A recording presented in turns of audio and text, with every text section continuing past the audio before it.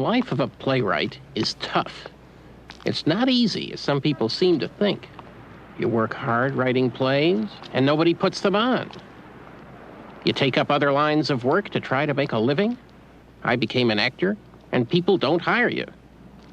So you just spend your days doing the errands of your trade. Today, I'd had to be up by 10 in the morning to make some important phone calls. Then I'd gone to the stationery store to buy envelopes, then to the Xerox shop. There were dozens of things to do.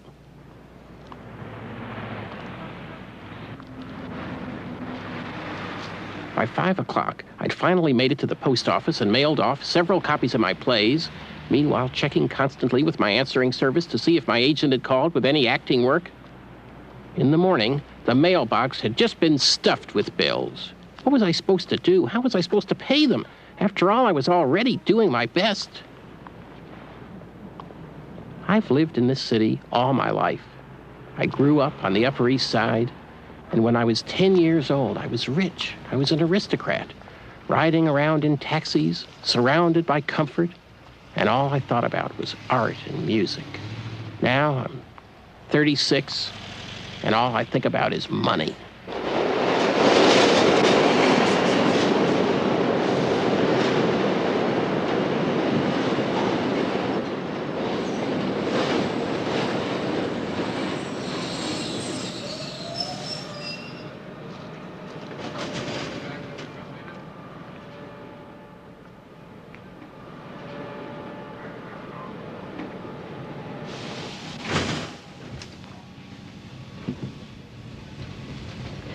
It was now 7 o'clock, and I would have liked nothing better than to go home and have my girlfriend Debbie cook me a nice, delicious dinner. But for the last several years, our financial circumstances have forced Debbie to work 3 nights a week as a waitress. After all, somebody had to bring in a little money. So I was on my own. But the worst thing of all was that I'd been trapped by an odd series of circumstances into agreeing to have dinner with a man I'd been avoiding literally for years. His name was Gregory. At one time, he'd been a very close friend of mine, as well as my most valued colleague in the theater. In fact, he was the man who had first discovered me and put one of my plays on the professional stage. When I'd known Andre, he'd been at the height of his career as a theater director. The amazing work he did with his company, the Manhattan Project, had just stunned audiences throughout the world. But then something had happened to Andre. He dropped out of the theater. He'd sort of disappeared. For months at a time, his family seemed only to know that he was traveling in some odd place like Tibet, which was really weird because he loved his wife and children. He never used to like to leave home at all. Or else you'd hear that someone had met him at a party and he'd been telling people that he talked with trees or something like that. Obviously, something terrible had happened to Andre.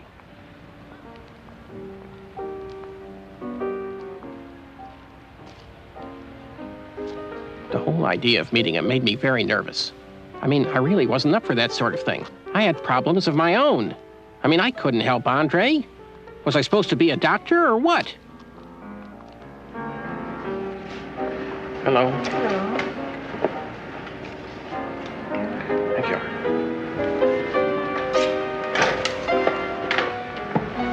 Yes, sir. Sir, my name is Wallace Shawn. I'm expected at the table of Gregory. That table will be a moment, sir. If you like, you may have a drink at the bar.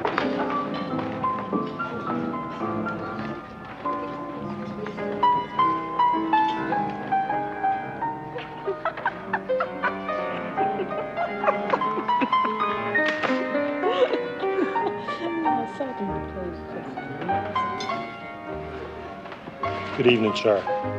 Could I have a club soda, please? I'm sorry, sir. We only serve sauce de pavillon. Oh, that'd be fine. Thank you.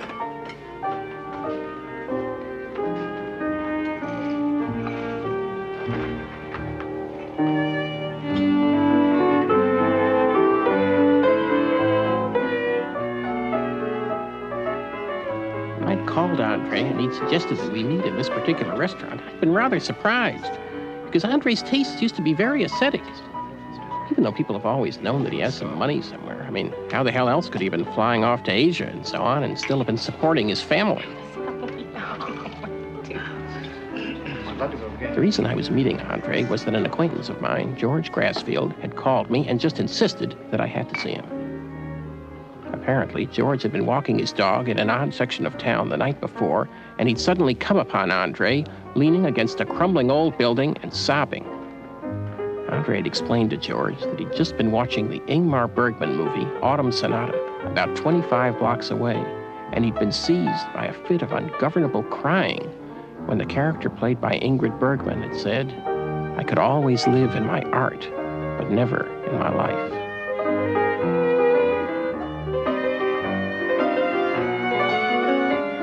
Wally!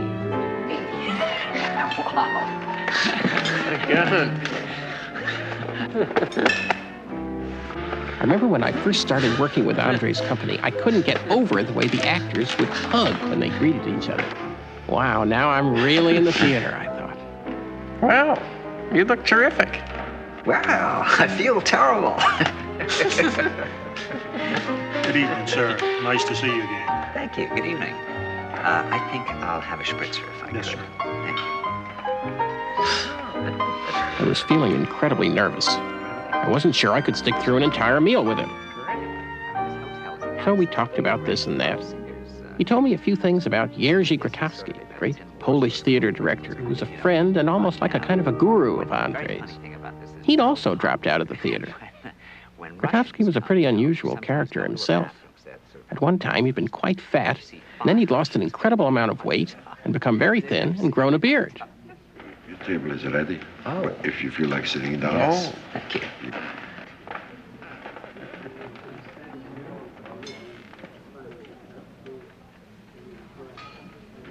I was beginning to realize that the only way to make this evening bearable would be to ask Andre a few questions.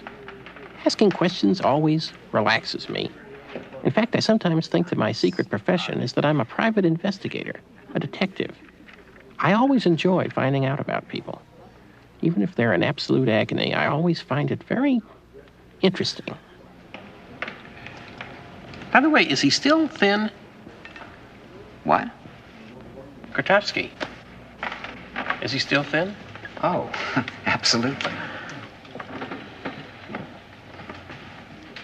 Oh, waiter. I think we can do without this. Yes, sir. Thank you.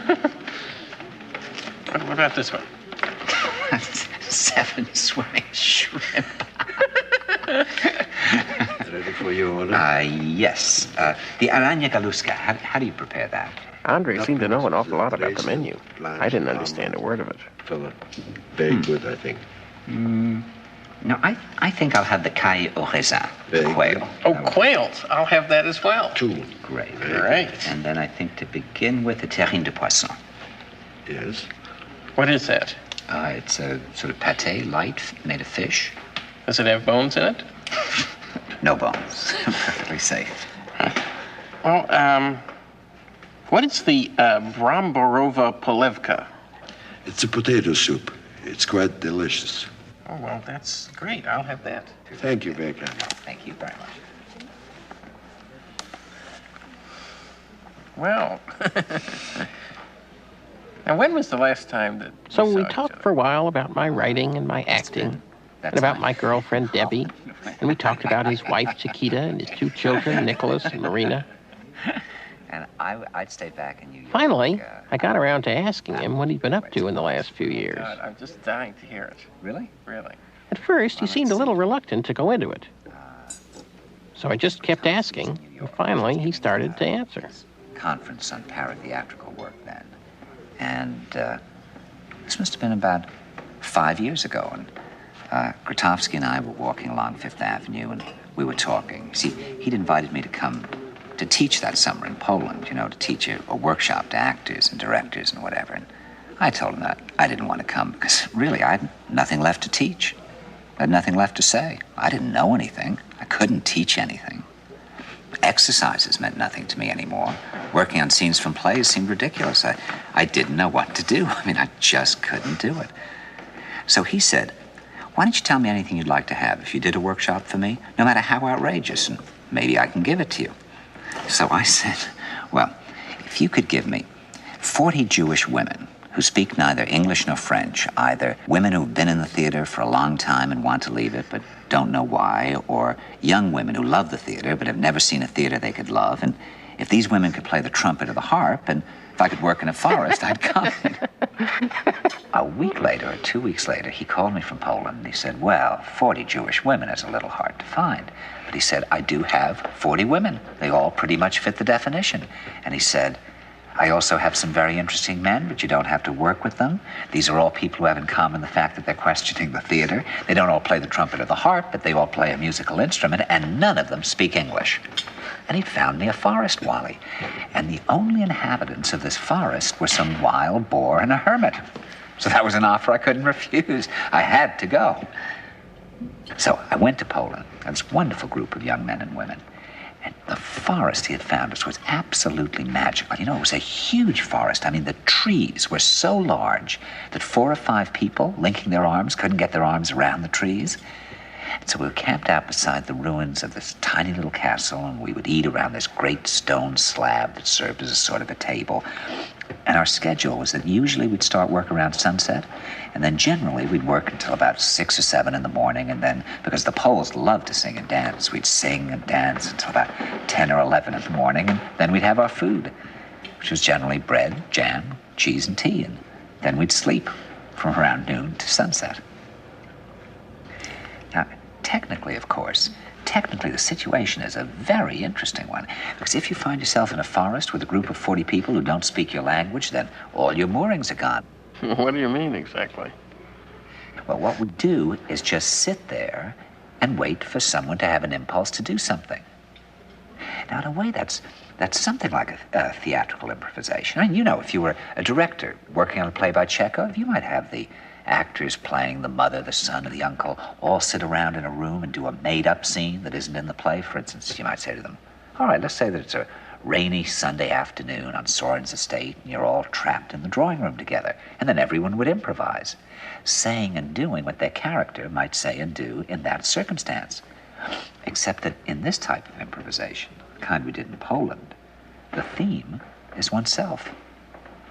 So you follow the same law of improvisation, which is that you do whatever your impulse as the character tells you to do. But in this case, you are the character. So there's no imaginary situation to hide behind, and there's no other person to hide behind. What you're doing, in fact, is you're asking those same questions that Stanislavski said the actor should constantly ask himself as a character. Who am I? Why am I here? Where do I come from? And where am I going? But instead of applying them to a role, you apply them to yourself. Or to look at it a little differently, in a way it's like going right back to childhood, where a group of children simply come into a room or brought into a room without toys and begin to play. Grown-ups were learning how to play again. So you would all sit together somewhere and you would play in some way, but what would you actually do? Well, I can give you a good example. You see, we worked together for a week in the city before we went off to our forest, and of course Grotowski was there in the city too, and I heard that every night he conducted something called a beehive, and I loved the sound of this beehive, so a night or two before we were supposed to go off to the country, I grabbed him by the collar and I said, listen, about this beehive, you know, I'd kind of like to participate in one, just instinctively. I feel it would be something interesting. And he said, well, certainly. In fact, why don't you with your group lead the beehive instead of participating in one? You know, I got very nervous, you know, and I said, well, what is a beehive? And he said, well, a beehive is, at 8 o'clock, 100 strangers come into a room. I said, yes. He said, yes, and whatever happens is a beehive. And I said, yes, but what am I supposed to do? He said, that's up to you. I said, no, I really don't want to do this. I'll just participate. And he said, no, you lead the beehive. Well, I was terrified, Wally. I mean, in a way, I felt on stage. I did it anyway. God, well, tell me about it. You see, there was this song. I have a tape of it. I can play it for you one day. And it's just unbelievably beautiful. You see, one of the women in our group knew a few fragments of this song of St. Francis, and it's a song in which you thank God for your eyes, and you thank God for your heart, and you thank God for your friends, and you thank God for your life, and it repeats itself over and over again. And this became our theme song. I really must play this thing for you one day because you just can't believe that a group of people who don't know how to sing could create something so beautiful. So I decided that when the people arrived for the Beehive, that our group would already be there singing this very beautiful song, and that we would simply sing it over and over again. One of the people decided to bring her very large teddy bear. You know, I was a little afraid of this event, and somebody wanted to bring a sheet, and somebody else wanted to bring a large bowl of water in case people got hot or thirsty. And somebody suggested that we have candles, that there be no artificial light, but candlelight. And I remember watching people preparing for this evening. Of course, there was no makeup and there were no costumes, but it was exactly the way that people prepare for a performance. You know, people were sort of taking off their jewelry and their watches and stowing it away and making sure it's all secure. And then slowly, people arrived, the way they would arrive at the theater, in 1s and 2s and 10s and 15s and what have you. And we were just sitting there and we were singing this very beautiful song, and people started to sit with us and started to learn the song. Now, there is, of course, as in any performance or improvisation, an instinct for when things are going to get boring. So at a certain point, although it may have taken an hour to get there, an hour and a half, I suddenly grabbed this teddy bear and threw it in the air, at which 140 or 30 people suddenly exploded. You know, it was like a Jackson Pollock painting. You know, human beings exploded out of this tight little circle that was singing the song, and before I knew it, there were two circles dancing, you know, one dancing clockwise, the other dancing counterclockwise, with this rhythm mostly from the waist down. In other words, like an American Indian dance with this thumping, persistent rhythm.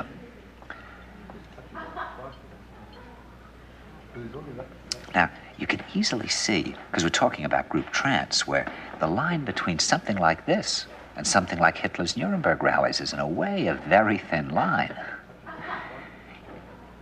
Anyway, after about an hour of this wild, hypnotic dancing, Grotowski and I found ourselves sitting opposite each other in the middle of this whole thing, and we threw the teddy bear back and forth. You know, on one level, you could say this is childish. And I gave the teddy bear suck suddenly at my breast, and then I threw the teddy bear to him, and he gave it suck at his breast, and then the teddy bear was thrown up into the air again, at which there was another explosion of form into something. And you say, what was it like? You know, there's something like a kaleidoscope, like a human kaleidoscope. The evening was made up of shiftings of the kaleidoscope. Now, the only other thing was that I remember, other than constantly trying to guide this thing, which was always involved with either movement, rhythm, repetition, or song, or chanting, because two people in my group had brought musical instruments, a flute and a drum, which of course are sacred instruments, was that sometimes the room would break up into 6 or 7 different things going on at once, you know, 6 or 7 different improvisations, all of which seemed in some way related to each other. It was like a magnificent cobweb. And at one point, I noticed that Grotowski was at the center of one group, huddled around a bunch of candles that they gathered together. And like a little child fascinated by fire, I saw that he had his hand right in the flame and was holding it there. And as I approached his group, I wondered if I could do it. I put my left hand in the flame, and I found I could hold it there for as long as I liked, and there was no burn and no pain. But when I tried to put my right hand in the flame, I couldn't hold it there for a second. So Grotowski said, if it burns, try to change some little thing in yourself. And I tried to do that. Didn't work. And then I remember a very, very beautiful procession with the sheet, and there was somebody being carried below the sheet. You know, the sheet was like some great biblical canopy, and the entire group was weaving around the room and chanting. And then at one point, people were dancing, and I was dancing with a girl, and suddenly our hands began vibrating near each other like this, vibrating, and we went down to our knees, and suddenly I was sobbing in her arms, and she was sort of cradling me in her arms, and then she started to cry too, and then we just hugged each other for a moment, and then we joined the dance again. And then at a certain point, hours later, we returned to the singing of the Song of St. Francis, and that was the end of the Beehive. And then again, when it was over, it was just like the theater after a performance. You know, people sort of put on their earrings and their wristwatches, and we went off to the railroad station to drink a lot of beer and have a good dinner. Oh, and there was one girl who wasn't in our group, but who just wouldn't leave. So we took her along with us.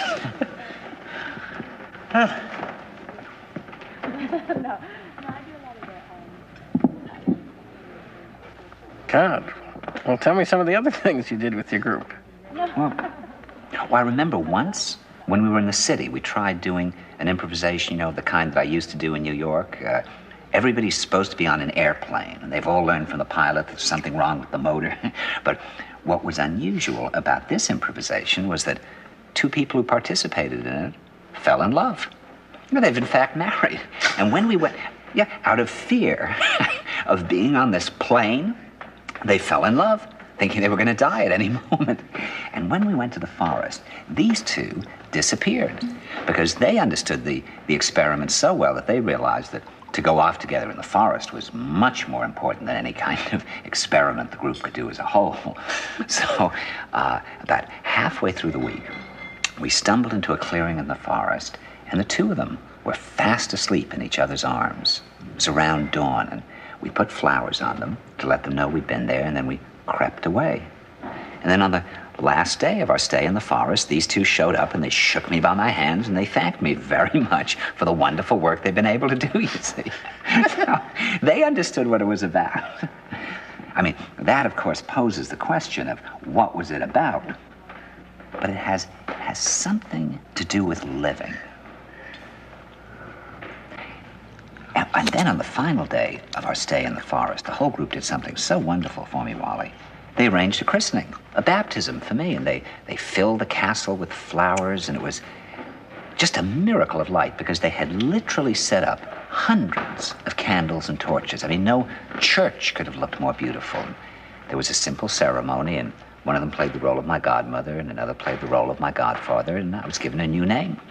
They called me Yendrush. And some of the people took it completely seriously, and some of them found it funny, but I really felt that I had a new name.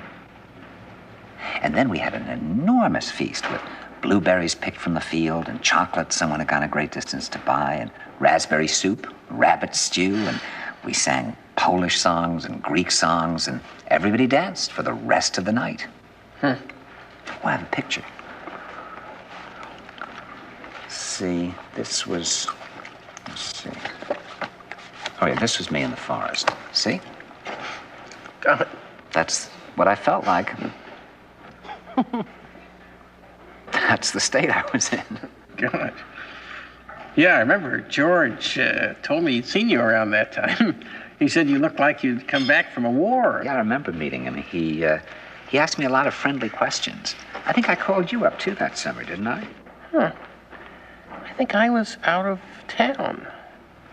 Yeah, well, most people I met thought there was something wrong with me. They didn't say that, but I could tell that was what they thought. But, see, what I think I experienced was, for the first time in my life, to know what it means to be truly alive.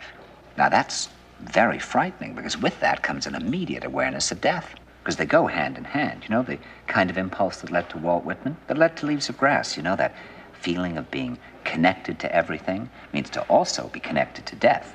And that's pretty scary. But I really felt as if I were floating above the ground, not walking, and I could do things like go out to the highway and watch the lights go from red to green and think, how wonderful.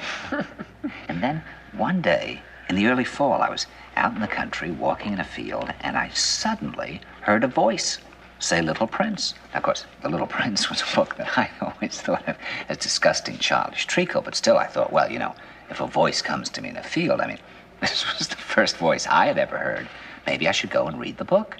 Now, that same morning, I'd got a letter from a young woman who'd been in my group in Poland, and in her letter, she'd written, "You have dominated me." She spoke very awkward English, so she'd gone to the dictionary and she'd crossed out the word dominated, and she'd said, no, the correct word is tamed.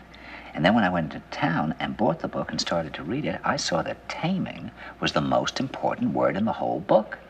By the end of the book, I was in tears. I was so moved by the story. And then I went and tried to write an answer to a letter because she'd written me a very long letter, but I just couldn't find the right words. So finally, I took my hand, I put it on a piece of paper, I outlined it with a pen, and I wrote in the center something like, Your heart is in my hand, something like that. And then I went over to my brother's house to swim, because he lives nearby in the country, and he has a pool, and he wasn't home. And I went into his library, and he had bought at an auction the collected issues of Minotaur.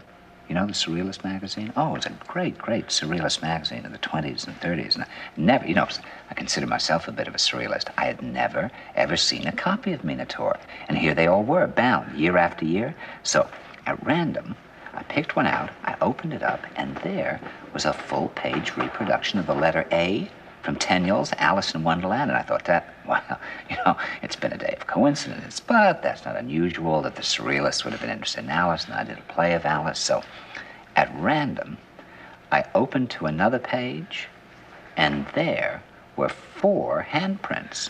One was André Breton, another was André Derain, the third was André, I've written down somewhere, it's not Malraux, it's like someone. Another of the Surrealists, all A's, and the fourth was Antoine de Saint-Exupéry, who wrote The Little Prince. And they'd shown these handprints to some kind of expert without saying whose hands they belonged to. And under Exupéry's, it said that he was an artist with very powerful eyes who was a tamer of wild animals. So I thought, this is incredible, you know. And I looked back to see when the issue came out.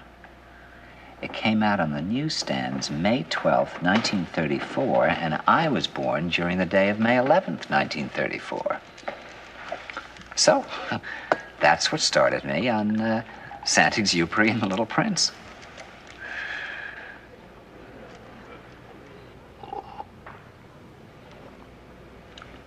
Now, of course, today I think there's a very fascistic thing under The Little Prince. You know, I think there's a kind of, I think there's a kind of SS totalitarian sentimentality in there somewhere. You know, there's something, you know, that love of, well, that masculine love of a certain kind of oily muscle, you know what I mean? I can't quite put my finger on it, but I can just imagine some beautiful SS man loving The Little Prince. No, I don't know why, but there's something wrong with it. It stinks.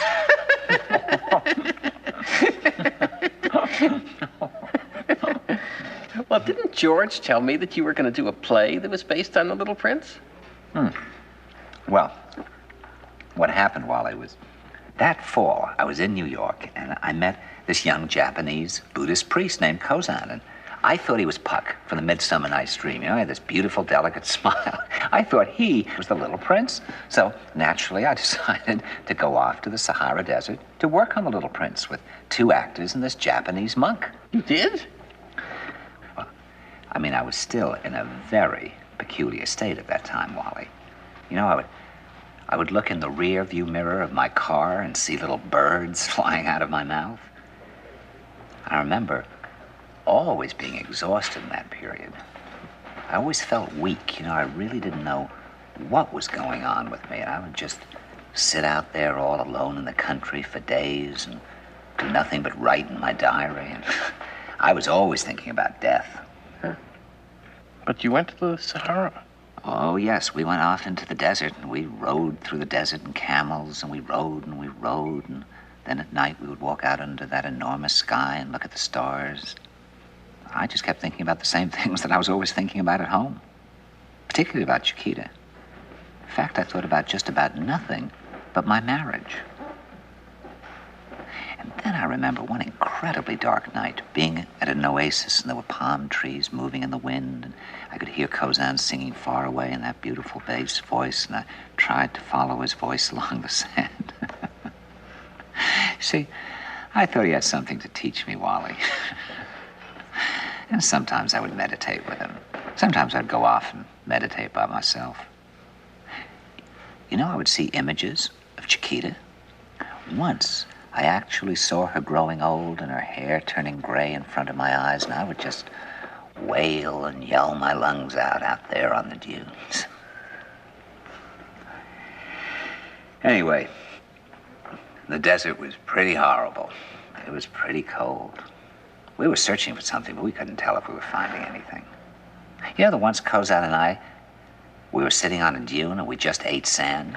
No, we weren't trying to be funny. I started, then he started. We just ate sand and threw up. That's how desperate we were. In other words, we didn't know why we were there. We didn't know what we were looking for. The entire thing seemed completely absurd, arid, and empty. It was like a last chance or something. Huh. So what happened then? Well, in those days, I went completely on impulse. So on impulse, I brought Kozan back to stay with us in New York after we got back from the Sahara, and he stayed for 6 months. And he really sort of took over the whole family in a way. What do you mean? Well, there was certainly a center missing in the house at the time. There certainly wasn't a father, because I was always thinking about going off to Tibet or doing God knows what. And so he taught the whole family to meditate, and he told them all about Asia and the East and his monastery and everything. He really captivated everybody with an incredible bag of tricks. He had literally developed himself, Wally, so that he could push on his fingers and rise off out of his chair. I mean, he could literally go like this, push on his fingers and go into like a headstand and just hold himself there with 2 fingers. Or if Chiquita would suddenly get a little tension in her neck, well, he'd immediately have her down on the floor. He'd be walking up and down on her back doing these unbelievable massages, And the children found him amazing. I mean, we'd visit friends who had children, and immediately he'd be playing with these children in a way that, we just can't do. I mean, those children just giggles about what this Japanese monk was doing in these holy robes. I mean, he was an acrobat, a ventriloquist, a magician, everything. The amazing thing was that I don't think he had any interest in children whatsoever. None at all. I don't think he liked them. I mean, when he stayed with us, in the first week, really, the kids were just googly-eyed over him. But then, a couple of weeks later, Chiquita and I could be out, and Marina could have flu or a temperature of 104, and he wouldn't even go in and say hello to her. But he was taking over more and more. I mean, his own habits had completely changed. He started wearing these elegant Gucci shoes under his white monk's robes. He was eating huge amounts of food. I mean, he ate twice as much as Nicholas ate, This tiny little Buddhist, when I first met him, was eating a little bowl of milk, hot milk with rice, was now eating huge beef. It was just very strange. And we tried working together, but really our work consisted mostly of my trying to do these incredibly painful prostrations that they do in the monastery, so really, we hadn't been working very much. Anyway, we were out in the country, and we all went to Christmas Mass together. He was all dressed up in his Buddhist finery. It was one of those awful, dreary Catholic churches on Long Island where the priest talks about communism and birth control. And as I was sitting there in Mass, I was wondering, what in the world is going on? I mean, here I am, I'm a grown man, and there's this strange person living in the house, and I'm not working. I mean, I was doing nothing but scribbling little poetry in my diary. I can't get a job teaching anymore, and I don't know what I want to do. When all of a sudden, a huge creature appeared, looking at the congregation. It was about, I'd say, 6'8", something like that, and it was half bull, half man, and its skin was blue, had violets growing out of its eyelids and poppies growing out of its toenails, and it just stood there for the whole Mass.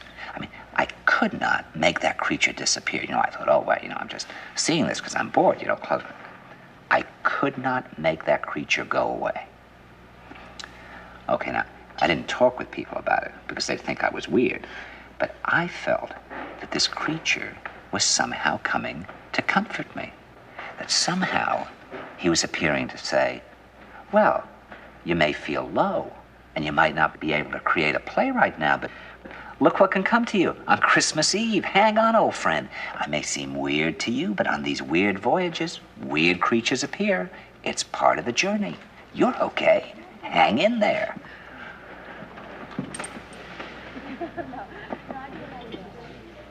By the way, did you ever see that play, The Violets Are Blue? No.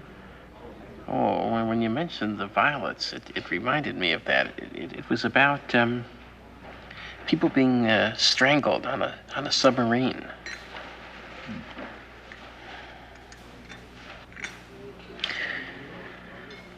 Well, so that was that was Christmas. What happened after that? You really want to hear about all of that? Yeah. Well, around that time, I was beginning to think about going to India. And Kozan suddenly left one day, and I was beginning to get into a lot of very strange ideas around that time. Now, for example, I had developed this, I got this idea, which it was very appealing to me at the time, which was that I would have a flag, a large flag, and that wherever I worked, this flag would fly, or if we were outside, say, with a group, that the flag could be the thing that we lay on at night, and that somehow, between working on this flag, lying on this flag flying over us, that the flag would pick up vibrations of a kind that would still be in the flag when I brought it home. So I went down to meet this flag maker that I'd heard about, and, there was this very straightforward-looking guy, very sweet, and really healthy-looking and everything, nice, big, blonde. He had a beautiful, clean loft down in the village with lovely, happy flags. And I was all into the Little Prince. I talked to him about the Little Prince, these adventures and everything, how I needed the flag and what the flag should be. And he seemed to really connect with it. So 2 weeks later, I came back. He showed me a flag that I thought was very odd, because I'd expected something gentle and lyrical. There was something about this that was so powerful, it was almost overwhelming. And it did include the Tibetan swastika.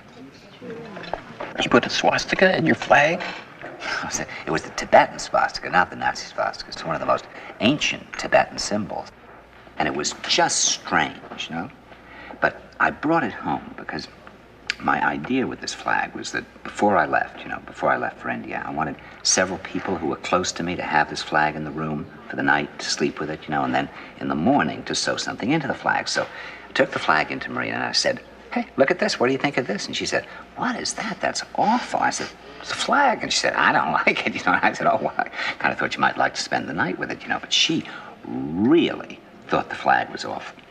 So then Chiquita threw this party for me before I left for India, and the apartment was filled with guests. And at one point, Chiquita said, the flag, where's the flag?" And I said, "Oh, yeah, the flag." And I go and get the flag, and I open it up. Chiquita goes absolutely white and runs out of the room and vomits. So the party just comes to a halt and breaks up. And then the next day, I gave it to this young woman who'd been in my group in Poland, who was now in New York. And I didn't tell her anything about any of this. At 5 o'clock in the morning, she called me up and she said, "I got to come and see you right away." And I thought, oh, God. And she came up and she said, I saw things around this flag. Now, I know you're stubborn and I know you want to take this thing with you, but if you'd follow my advice, you'd put it in a hole in the ground and burn it and cover it with earth because the devil's in it. Well, I never took the flag with me. In fact, I gave it to her, and she had a ceremony with it 6 months later in France with some friends in which they did burn it. It's really, really amazing. So, did you ever go to India? Oh, yes. I went to India in the spring, Wally, and I came back home feeling all wrong. I'd been to India, and I just felt like a tourist. I'd found nothing. So, I was spending the summer on Long Island with my family, and I heard about this community in Scotland called Findhorn, where people sang and talked and meditated with plants. And it was founded by several rather middle-class English and Scottish eccentrics, some of them intellectuals and some of them not. And I'd heard that they'd grown things in soil that supposedly nothing can grow in because it's almost beach soil, and they'd grown the largest cauliflowers in the world, and they're sort of cabbages, and they've grown trees that can't grow in the British Isles. So I went there. It is an amazing place, Wally. If there are insects bothering the plants, they will talk with the insects and, make an agreement by which they'll set aside a special patch of vegetables just for the insects, and then the insects will leave the main part alone. Things like that. And everything they do beautifully. The buildings just shine. For instance, the icebox, the stove, the car, they all have names. And since you wouldn't treat Helen, the icebox, with any less respect than you would Margaret, your wife, you make sure that Helen is as clean as Margaret, or treated with equal respect. And when I was there, Wally, I remember being in the woods, and I would look at a leaf, and I would actually see that thing that is alive in that leaf. And then I remember just running through the woods as fast as I could with this incredible laugh coming out of me, and really being in that state, you know, where laughter and tears seem to merge. I mean, it absolutely blasted me open. When I came out of Findhorn, I was hallucinating nonstop. I was seeing clouds as creatures. The people on the airplane all had animals' faces. I mean, I was on a trip. You know, it was like being in a William Blake world suddenly. Things were exploding. So immediately, I went to Belgrade because I wanted to talk to Grotowski. And Grotowski and I got together at midnight in my hotel room, and we drank instant coffee out of the top of my shaving cream. And we talked from midnight until 11 the next morning. God, what did he say? Nothing. I talked. He didn't say a word. And then, I guess really, the last big experience of this kind took place that fall. It was out on Montauk on Long Island, and there were only about 9 of us involved, mostly men. And we borrowed Dick Avedon's property out at Montauk, and the country out there is like Heathcliff country. It's absolutely wild. What we wanted to do was we wanted to take All Souls Eve, Halloween, and use it as a point of departure for something. So each one of us prepared some sort of event for the others, somehow in the spirit of All Souls Eve. But the biggest event was 3 of the people kept disappearing in the middle of the night each night, and we knew they were preparing something big, but we didn't know what. And midnight on Halloween, under a dark moon above these cliffs, we were all told to gather at the topmost cliff and that we'd be taken somewhere, and we did. And we waited, and it was very, very cold. And then the 3 of them, Helen, Bill, and Fred, showed up wearing white, you know, something they'd made out of sheets. Looked a little spooky, not funny. And they took us into the basement of this house that had burned down on the property. And in this ruined basement, they had set up a table with benches they'd made. And on this table, they had laid out paper, pencils, wine, and glasses. And we were all asked to sit at the table and to make out our last will and testament, you know, to think about and write down whatever our last words were to the world or to somebody we were very close to. And that's quite a task. I must have been there for about an hour and a half or so, maybe 2. And then one at a time, they would ask one of us to come with them, and I was one of the last. And they came for me, and they put me a blindfold on me, and they ran me through these fields, 2 people. And they'd found a kind of potting shed, you know, a kind of shed on the grounds, a little tiny room that had once had tools in it. And they took me down the steps into this basement, and the room was just filled with harsh white light. Then they told me to get undressed and give them all my valuables. Then they put me on a table and they sponged me down. Well, you know, I just started flashing on death camps and secret police. I don't know what happened to the other people, but I just started to cry uncontrollably. Then they got me to my feet and they took photographs of me naked. And then naked, again blindfolded, I was run through these forests, and we came to a kind of tent made of sheets with sheets on the ground, and there were all these naked bodies huddling together for warmth against the cold. Must have been left there for about an hour, and then again, one by one at a time, we were let out. The blindfold was put on, and I felt myself being lowered onto something like a stretcher, and the stretcher was carried a long way very slowly through these forests, and then I felt myself being lowered into the ground. They had, in fact, dug 6 graves 8 feet deep. And then I felt these pieces of wood being put on me. I mean, I cannot tell you, Wally, what I was going through. And then the stretcher was lowered into the grave, and then this wood was put on me, and then my valuables were put on me in my hands, and they'd taken, you know, a kind of sheet or canvas, and they'd stretched it about this much above my head, and then they shoveled dirt into the grave, so that I really had the feeling of being buried alive. And after being in the grave for about half an hour, I mean, I didn't know how long I'd be in there. I was resurrected, lifted out of the grave, blindfold taken off, and run through these fields, and we came to a great circle of fire with music and hot wine, and everyone danced until dawn. And then, at dawn, to the best of our ability, we filled up the graves and went back to New York. And that was really the last big event, I mean, that was the end. You know, I began to realize I just didn't want to do these things anymore, you know. I felt sort of becalmed, you know, like that chapter in Moby Dick where the wind goes out of the sails. And then last winter, without thinking about it very much, I went to see this agent I know to tell him I was interested in directing plays again. Actually, he seemed a little surprised to see that Rip Van Winkle was still alive.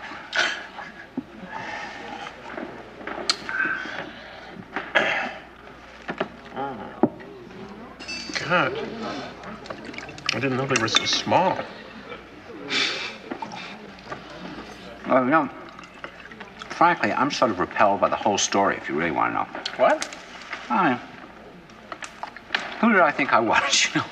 I mean, that's a story of some kind of spoiled princess, you know. Who do I think I was, the Shah of Iran? You know, I really wonder if people such as myself are really not Albert Speer, Wally. You know? Hitler's architect, Albert Speer. What? No, I've been thinking a lot about him recently because I think I am Speer. And I think it's time that I was caught and tried the way he was. What are you talking about? Well, I mean, you know, he was a very cultivated man, an architect, an artist, you know, so he thought the ordinary rules of life didn't apply to him either. I mean, I really feel that everything I've done is horrific. Just horrific. My God, but why? You see, I've seen a lot of death in the last few years, Wally, and there's one thing that's for sure about death. You do it alone, you see. That seems quite certain, you see. That I've seen. That the people around your bed mean nothing. Your reviews mean nothing. Whatever it is, you do it alone. And so the question is, when I get on my deathbed, what kind of a person am I going to be? And I'm just very dubious about the kind of person who would have lived his life those last few years the way I did. Well, why should you feel that way? You see, I've had a very rough time in the last few months, Wally. 3 different people in my family were in the hospital at the same time. Then my mother died. Then Marina had something wrong with her back, and we were terribly worried about her, you know. So, I mean, I'm feeling very raw right now. I mean, I can't sleep. My nerves are shot. I mean, I'm affected by everything. You know, last week, I had this really nice director from Norway over for dinner, and he's someone I've known for years and years, and he's somebody that I think I'm quite fond of. And I was sitting there just thinking that he was a pompous, defensive, conservative stuffed shirt who was only interested in the theater. You know, he was talking and talking. You know, his mother had been a famous Norwegian comedian. I realized he had said, "I remember my mother," at least 400 times during the evening. And he was telling story after story about his mother, you know. I'd heard these stories 20 times in the past. He was drinking this whole bottle of bourbon very quietly. His laugh was so horrible, you know. I could hear his laugh.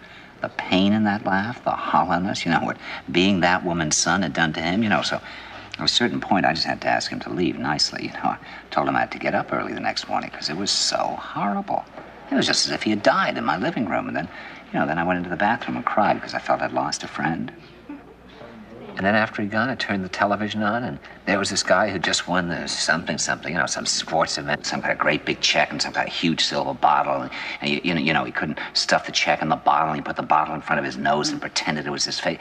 You know, he wasn't really listening to the guy who was interviewing him, but he was smiling malevolently at his friends. And I looked at that guy, and I thought, what a horrible, empty, manipulative rat.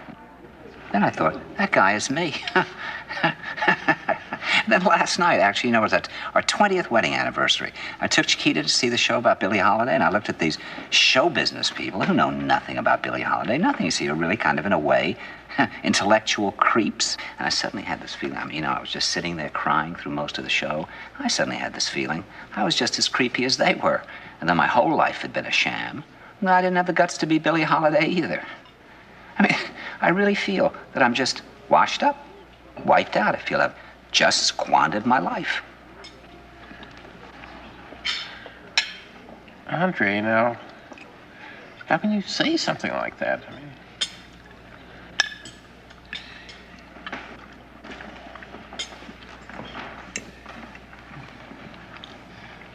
well, you know, I may be in a very emotional state right now, Wally. But since I've come back home, I've just been finding the world we're living in more and more upsetting. I mean, Last week, I went down to the public theater one afternoon. You know, when I walked in, I said hello to everybody because I know them all and they all know me. They're always very friendly. You know that 7 or 8 people told me how wonderful I looked? And then one person, a woman who runs the casting office, said, gee, you look horrible. Is something wrong? Now, we started talking. Of course, I started telling her things. And she suddenly burst into tears because an aunt of hers, who's 80, whom she's very fond of, went into the hospital for a cataract, which was solved. But the nurse was so sloppy, she didn't put the bed rails up, and so the aunt fell out of bed and is now a complete cripple. So, we were talking about hospitals. Now, this woman, because of who she is, because this had happened to her very, very recently, she could see me with complete clarity. She didn't know anything about what I've been going through. But the other people, what they saw was this tan or this shirt or the fact that the shirt goes well with the tan. So they said, gee, you look wonderful.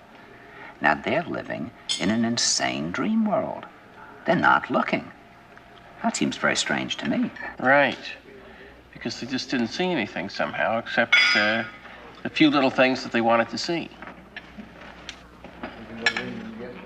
Yeah, it's like what happened just before my mother died. We'd gone to the hospital to see my mother, and I went in to see her. And I saw this woman who looked as bad as any survivor of Auschwitz or Dachau. And I was out in the hall, sort of comforting my father, when a doctor, who was a specialist in a problem that she had with her arm, went into her room and came out just beaming. And he said, boy, don't we have a lot of reason to feel great. Isn't it wonderful how she's coming along? Now, all he saw was the arm. That's all he saw. Now, here's another person who's existing in a dream, who on top of that is a kind of butcher, who's committing a kind of familial murder, because when he comes out of that room, he psychically kills us by taking us into a dream world where we become confused and frightened.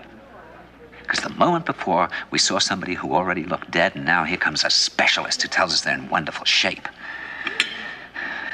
They were literally driving my father crazy. Here's an 82-year-old man who's very emotional. And, if you go in one moment and you see the person's dying and you don't want them to die, and then a doctor comes out 5 minutes later and tells you they're in wonderful shape, you can go crazy. Yeah, I know what you mean. The doctor didn't see my mother.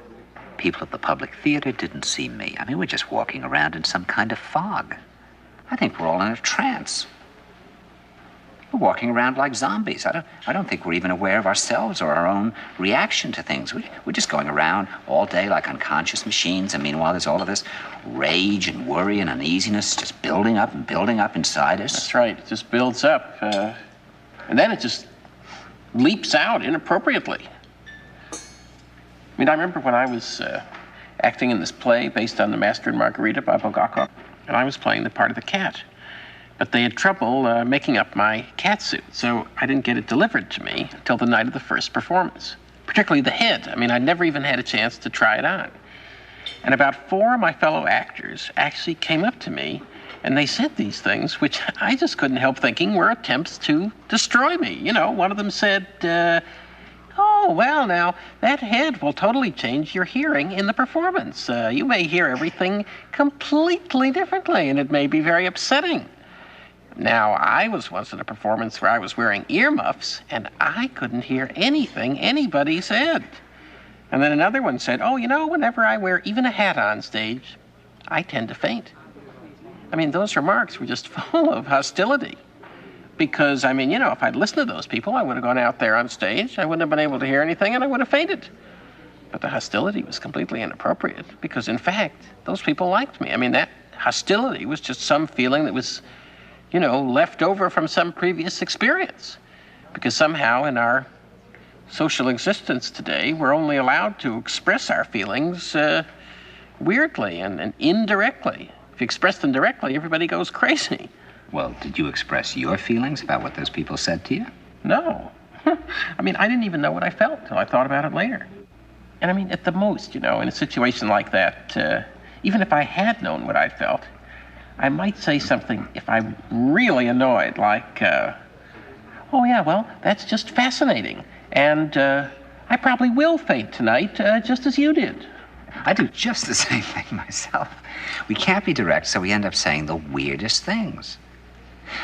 I remember a night, it was a couple of weeks after my mother died, and I was in pretty bad shape. And I had dinner with 3 relatively close friends, 2 of whom had known my mother quite well, and all 3 of whom had known me for years.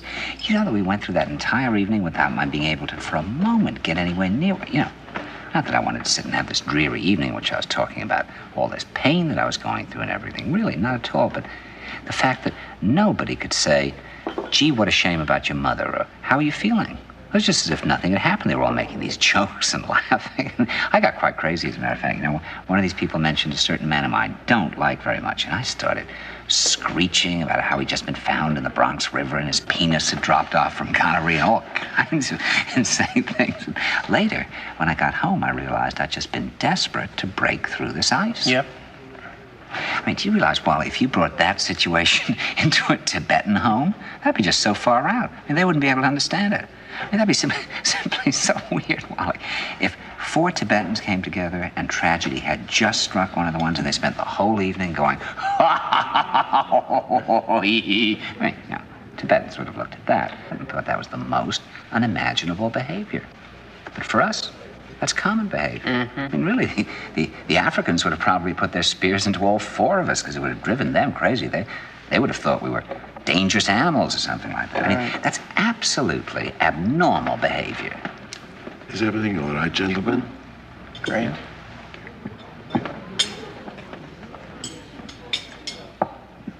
But those are typical evenings for us. I mean, we go to dinners and parties like that all the time. These evenings are really like sort of sickly dreams because people are talking in symbols. Everyone's sort of floating through this fog of symbols and unconscious feelings. No one says what they're really thinking about. Then people start making these jokes that are really some sort of secret code. Right. Well, what often happens in some of these evenings is that these really crazy little fantasies will just start being played with, and everybody will be talking at once and sort of saying, hey, wouldn't it be great if Frank Sinatra and Mrs. Nixon and blah, blah, blah were in such and such a situation, always with famous people and always sort of grotesque. Or people will be talking about some horrible thing like the death of that girl in the car with Ted Kennedy, and they'll just be roaring with laughter. I mean, it's really amazing. It's just unbelievable. That's the only way anything is expressed, through these completely insane jokes. I mean, I think that's why I never understand what's going on at a party. I'm always completely confused. Debbie once said after one of these New York evenings, she thought she'd traveled a greater distance just by journeying from her origins in the suburbs of Chicago to that New York evening than her grandmother had traveled in making her way from the steppes of Russia to the suburbs of Chicago. Oh, I think that's right. It may be, Wally, that one of the reasons that we don't know what's going on is that when we're there at a party, we're all too busy performing. Uh-huh. That was one of the reasons that Grotowski gave up the theater. He just felt that people in their lives now were performing so well that performance in the theater was sort of superfluous and in a way obscene. Huh. I mean, isn't it amazing how often a doctor will live up to our expectation of how a doctor should look? I mean, you see a terrorist on television, he looks just like a terrorist. I mean, we live in a world in which fathers or single people or artists are all trying to live up to someone's fantasy of how a father or a single person or an artist should look and behave. They all act as if they know exactly how they ought to conduct themselves at every single moment, and they all seem totally self-confident. Of course, privately, people are very mixed up about themselves. Yeah. They don't know what they should be doing with their lives. They're reading all these self-help books. Oh, God, I mean, those books are just so touching because they show how desperately curious we all are to know how all the others of us are really getting on in life, even though by performing these roles all the time, we're just hiding the reality of ourselves from everybody else. I mean, we live in such ludicrous ignorance of each other. I mean, we usually don't know the things we'd like to know, even about our supposedly closest friends. I mean, suppose you're going through some kind of hell in your own life. Well, you would love to know if your friends have experienced similar things, but we just don't dare to ask each other. No, it'd be like asking your friend to drop his role. I mean, we just put no value at all on perceiving reality. I mean, on the contrary, this incredible emphasis that we all place now on our so-called careers automatically makes perceiving reality a very low priority. Because if your life is organized around trying to be successful in a career, well, it just doesn't matter what you perceive or what you experience. You can really sort of shut your mind off for years ahead in a way. You can sort of turn on the automatic pilot. You know, just the way your mother's doctor had on his automatic pilot when he went in and he looked at the arm and he totally failed to perceive anything else. Right. Our minds are just focused on these goals and plans, which in themselves are not reality. No. Goals and plans are not, I mean, they're fantasy. They're part of a dream life. And I mean, you know, it always just does seem so ridiculous somehow that everybody has to have his little goal in life. I mean, it's so absurd in a way. I mean, when you consider that it doesn't matter which one it is. Right. And because people's concentration is on their goals, in their life they just live each moment by habit. Really like the Norwegian telling the same stories over and over again. Life becomes habitual. And it is today. I mean, very few things happen now, like that moment when Marlon Brando sent the Indian woman to accept the Oscar and everything went haywire. Things just very rarely go haywire now. And if you're just operating by habit, then you're not really living. You know, in Sanskrit, the root of the verb to be is the same as to grow or to make grow. Huh. Do you know about Rock? Huh? Oh, Rock was a wonderful man. He was one of the founders of Findhorn. And he was one of Scotland, well, he was Scotland's greatest mathematician, and he was one of the century's great mathematicians. And he prided himself on the fact that he had no fantasy life, no dream life, nothing to stand, no imaginary life, nothing to stand between him and the direct perception of mathematics. And one day when he was in his mid-50s, he was walking in the gardens of Edinburgh, and he saw a fawn. The fawn was very surprised because fawns have always been able to see people, but, you know, very few people ever see them. And, you know, those little imaginary creatures, not a deer. Oh. Call them fawns, don't you? Well, I thought a fawn was a baby deer. Yeah, well, there's a deer that's called a fawn, but these are like those little... Oh, the kind that Debussy... Yes, right. Well, so he got to know the fawn, and then he got to know other fawns, and a series of conversations began, and more fawns would come out every afternoon to meet him, and he'd have talks with the fawns. And then one day after a while, when, you know, they'd really gotten to know him, they asked him if he would like to meet Pan, because Pan would like to meet him. But, of course, Pan was afraid of terrifying him because he knew of the Christian misconception which portrayed Pan as an evil creature, which he's not. But Rock said he would love to meet Pan, and so they met, and Pan indirectly sent him on his way on a journey in which he met the other people who began Findhorn. But Rock used to practice certain exercises like, for instance, if he were right-handed, all today he would do everything with his left hand. All day, eating, writing, everything, opening doors, in order to break the habits of living. Because the great danger he felt for him was to fall into a trance out of habit. He had a whole series of very simple exercises that he had invented just to keep seeing, feeling, remembering. Because you have to learn now. It didn't used to be necessary, but today you have to learn something like, are you really hungry, or are you just stuffing your face? Because that's what you do out of habit. I mean, you can afford to do it, so you do it, whether you're hungry or not.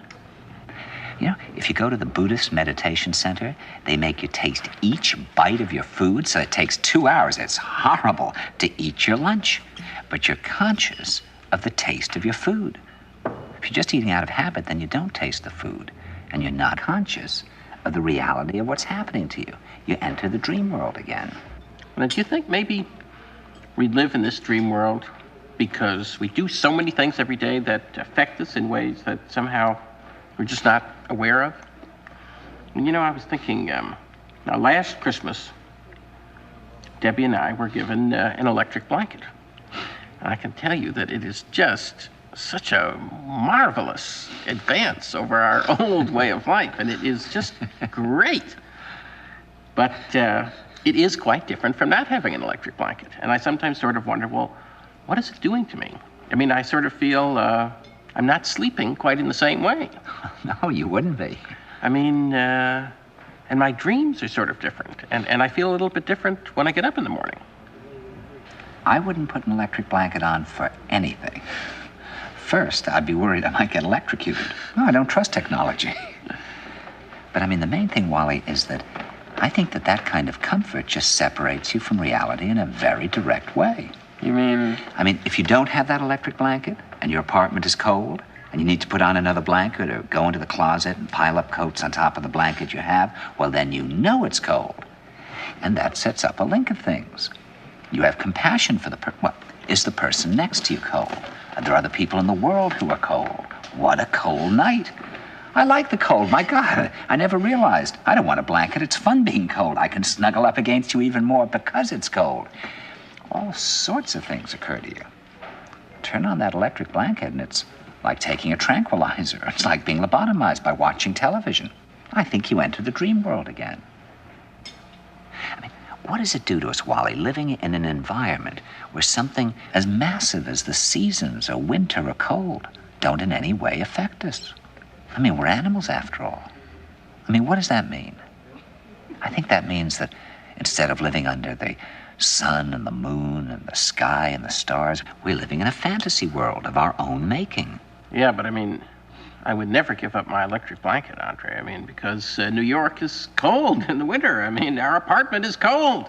It's a difficult environment. I mean, our lives are tough enough as it is. I'm not looking for ways to get rid of the few things that provide relief and comfort. I mean, on the contrary, I'm looking for more comfort because the world is very abrasive. I mean, I'm trying to protect myself because really there are these abrasive beatings to be avoided everywhere you look. Yeah, but Wally, don't you see that comfort can be dangerous? I mean, you like to be comfortable and I like to be comfortable too, but comfort can lull you into a dangerous tranquility. I mean, my mother knew a woman, Lady Hatfield, who was one of the richest women in the world, and she died of starvation because all she would eat was chicken. I mean, she just liked chicken, Wally, and that was all she would eat. And actually, her body was starving, but she didn't know it because she was quite happy eating her chicken, and so she finally died. See, I honestly believe that we're all like Lady Hatfield now. We're having a lovely, comfortable time with our electric blankets and our chicken, and meanwhile we're starving because we're so cut off from contact with the reality that we're not getting any real sustenance. Because we don't see the world. We don't see ourselves. We don't see how our actions affect other people. Have you read Martin Buber's book on Hasidism? No. Oh, well, here's a view of life. He talks about the belief of the Hasidic Jews that there are spirits chained in everything. There are spirits chained in you. There are spirits chained in me. There are spirits chained in this table. And that prayer is the action of liberating these enchained embryo-like spirits, and that every action of ours in life, whether it's doing business or making love or having dinner together, whatever, that every action of ours should be a prayer, a sacrament in the world. Now, do you think we're living like that? Why do you think we're not living like that? I think it's because if we allowed ourselves to see what we do every day, we might just find it too nauseating. I mean, the way we treat other people. I mean, you know, every day, several times a day, I walk into my apartment building. The doorman calls me Mr. Gregory, and I call him Jimmy. Already, what's the difference between that and the southern plantation owner who's got slaves? See, I think that an act of murder is committed in that moment when I walk into that building. You know, because here's a dignified, intelligent man, a man of my own age, and when I call him Jimmy, then he becomes a child, and I'm an adult because I can buy my way into the building. Right, that's right. I mean, my God, when I was a Latin teacher, I mean, people used to treat me, I mean, you know, if I would go to a party of professional or literary people, I mean, I was just treated, in the nicest sense of the word, like a dog. I mean, in other words, there was no question of my being able to participate on an equal basis in the conversation with people. I mean, you know, I'd occasionally have conversations with people, but then when they asked what I did, which would always happen after about 5 minutes, you know, their faces, I mean, even if they were enjoying the conversation or they were flirting with me or whatever it was, you know, their faces would just have that expression, just like the portcullis crashing down, you know, those medieval gates. They would just walk away. I mean, I literally lived like a dog. And I mean, when Debbie was working as a secretary, you know, if she would tell people what she did, they would just go insane. I mean, it would be just as if she'd said, oh, well, I've been serving a life sentence recently for child murdering. I mean, my God, you know, when you talk about our attitudes toward other people, I mean, I think of myself as just a very decent, good person, you know, just because I think I'm reasonably friendly to most of the people I happen to meet every day. I mean, I really think of myself quite smugly. I just think I'm a perfectly nice guy, you know, so long as I think of the world as consisting of, you know, just a small circle of the people that I know as friends, or the few people that we know in this little world of our little hobbies, the theater or whatever it is, and I'm really quite self-satisfied. I'm just quite happy with myself. I just have no complaint about myself. I mean, you know, let's face it. I mean, there's a whole enormous world out there that I just don't ever think about. And I certainly don't take responsibility for how I've lived in that world. I mean, you know, if I were actually to sort of confront the fact that I'm sort of sharing this stage with the starving person in Africa somewhere, well, I wouldn't feel so great about myself. So naturally, I just blot all those people right out of my perception. So, of course, I'm ignoring a whole section of the real world. But frankly, you know, when I write a play, in a way, one of the things I think I'm trying to do is I'm trying to bring myself up against some little bits of reality. And I'm trying to share that with an audience. I mean, of course, we all know the theater is in terrible shape today. I mean, at least a few years ago, people who really cared about the theater used to say the theater is dead. And now everybody's redefined the theater in such a trivial way that, I mean, God, I know people who were involved with the theater who go to see things now that, I mean, a few years ago, these same people would have just been embarrassed to have even seen some of these plays. I mean, they would have just shrunk, you know, just in horror at the superficiality of these things. But now they say, oh, that was pretty good. It's just incredible. And I really just find that attitude unbearable, because I really do think the theater can do something very important. I mean, I do think the theater can help bring people in contact with reality. Now you may not feel that at all. I mean, you may just find that totally absurd. Yeah, but Wally, don't you see the dilemma? You're not taking into account the period we're living in. I mean, of course that's what the theater should do. I mean, I've always felt that. You know, when I was a young director and I directed the Bacchae at Yale, my impulse when Pentheus has been killed by his mother and the Furies, and they pull the tree back and they tie him to the tree and fling him into the air, and he flies through space and he's killed, and they rip him to shreds and I guess cut off his head. My impulse was that the thing to do was to get a head from the New Haven morgue and pass it around the audience. Now, I wanted Agawe to bring on a real head, and that this head should be passed around the audience so that somehow people realized that this stuff was real, see, that it was real stuff. Now, the actress playing Agawe absolutely refused to do it. You know, Gordon Craig used to talk about, why is there gold or silver in the churches or something? The great cathedrals, when actors could be wearing gold and silver. And I mean, people who saw Eleanora Duse in the last couple of years of her life, Wally, people said that it was like seeing light on stage or mist or the essence of something. I mean, then when you think about Bertolt Brecht, he somehow created a theater in which people could observe, that was vastly entertaining and exciting, but in which the excitement didn't overwhelm you. He somehow allowed you the distance between the play and yourself that, in fact, two human beings need in order to live together. You know, the question is whether the theater now can do for an audience what Brecht tried to do or what Craig or Duse tried to do. Can it do it now? Because, see, I think that people today are so deeply asleep that unless, you know, you're putting on those sort of superficial plays that just help your audience to sleep more comfortably, it's very hard to know what to do in the theater. Because, you see, I think that if you put on serious contemporary plays by writers like yourself, you may only be helping to deaden the audience in a different way. What do you mean? Well, I mean, Wally, how does it affect an audience to put on one of these plays in which you show that people are totally isolated now and they can't reach each other and their lives are desperate? Or how does it affect them to see a play that shows that our world is full of nothing but shocking sexual events and terror and violence? Does that help to wake up a sleeping audience? See, I don't think so.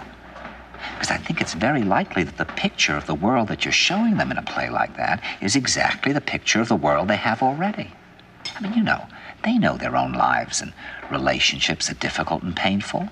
If they watch the evening news on television, well, there what they see is a terrifying, chaotic universe full of rapes and murders and hands cut off by subway cars and children pushing their parents out of windows. So the play tells them that their impression of the world is correct and that there's absolutely no way out. There's nothing they can do. And they end up feeling passive and impotent. I mean, look at something like that christening that my group arranged for me in the forest in Poland. Well, there was an example of something that really had all the elements of theater. It was worked on carefully, it was thought about carefully, it was done with exquisite taste and magic. And they, in fact, created something. In this case was in a way just for an audience of one, just for me. But they created something that had ritual, love, surprise, denouement, beginning, middle, and end, and was an incredibly beautiful piece of theater. And the impact that it had on its audience on me was somehow a totally positive one. It didn't deaden me, it brought me to life. Yeah, but I mean, are you saying that it's impossible? Isn't it a little upsetting to come to the conclusion that there's no way to wake people up anymore except to involve them in some kind of a strange christening in Poland or some kind of a strange experience on top of Mount Everest? Because, the awful thing is that if you really say that it's necessary to take everybody to Everest, it's really tough because everybody can't be taken to Everest. There must have been periods in history when it would have been possible to save the patient through less drastic measures. There must have been periods when, in order to give people a strong or a meaningful experience, you wouldn't actually have to take them to Everest. But you do now. In some way or other, you do now. There was a time when you could have just, for instance, written, Sense and Sensibility by Jane Austen, and I'm sure the people who read it had a pretty strong experience. I'm sure they did. All right, now you're saying that people today wouldn't get it. Maybe that's true, but isn't there any kind of writing or any kind of a play that, isn't it still legitimate for writers to try to portray reality so that people can see it? Really, tell me, why do we require a trip to Mount Everest in order to be able to perceive one moment of reality? Is Mount Everest more real than New York? Isn't New York real? You see, I think if you could become fully aware of what existed in the cigar store next door to this restaurant, I think it would just blow your brains out. Isn't there just as much reality to be perceived in the cigar store as there is on Mount Everest? What do you think? You see, I think that not only is there nothing more real about Mount Everest, I think there's nothing that different in a certain way. Because reality is uniform in a way, so that if your perceptions are, if your own mechanism is operating correctly, it would become irrelevant to go to Mount Everest and sort of absurd because, of course, on some level, obviously it's very different from a cigar store on 7th Avenue. Well, I agree with you, Wally. But the problem is that people can't see the cigar store now. Things don't affect people the way they used to. It may very well be that 10 years from now, people will pay $10,000 in cash to be castrated just in order to be affected by something. Well, why do you think that is? Why is that? Is it just because people are lazy today or they're bored? Are we just like bored, spoiled children who've just been lying in the bathtub all day, just playing with their plastic duck, and now they're just thinking, well, what can I do?